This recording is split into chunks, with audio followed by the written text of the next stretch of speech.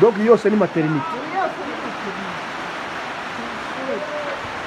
Barako zose zifite abana.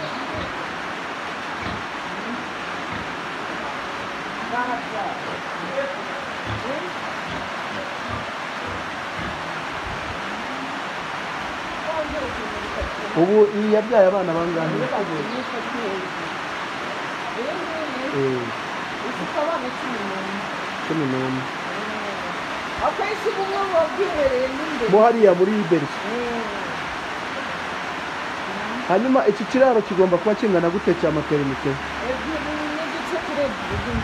Ebyiri n'igice kuri ebyiri n'igice. Akaberso kakagira nka metero imwe ni metero imwe.